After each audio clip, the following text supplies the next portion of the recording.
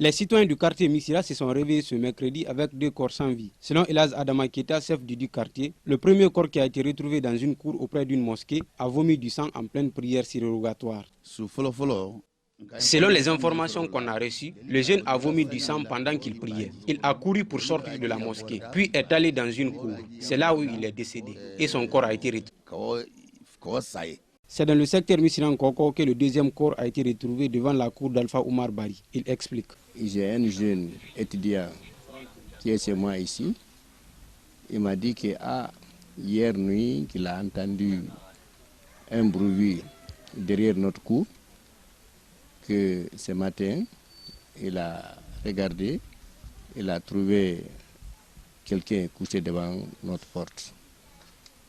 C'est tant que je me suis enlevé, je suis venu ouvrir la porte et je me suis rendu compte que la personne était décédée. Selon les informations confiées au chef de quartier, la victime a été prise à partie par un groupe de jeunes aux environs de 1 h du matin lorsqu'il a tenté d'agresser une jeune fille. 1 h du matin. Il y a une jeune fille qui quittait les toilettes. Le jeune lui a adressé la parole. La fille n'a pas répondu. Mais lorsque le jeune a insisté, la fille a eu peur. Puis il s'est jeté sur elle et elle a crié. C'est ainsi que des jeunes sont sortis. La victime a fui et ils l'ont chassée. C'est finalement son corps sans vie qui a été retrouvé.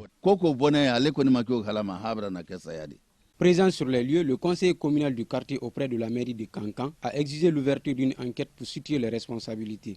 Mais c'est un crime quand même odieux. Non, il y a bien sûr, il y a du sang au niveau du narine. Si vous constatez, au niveau du narine, il y a du sang. Oui. Et vous voyez les traces sur son corps. Comme vous le constatez, il y a des blessures. Donc, ça demande des explications.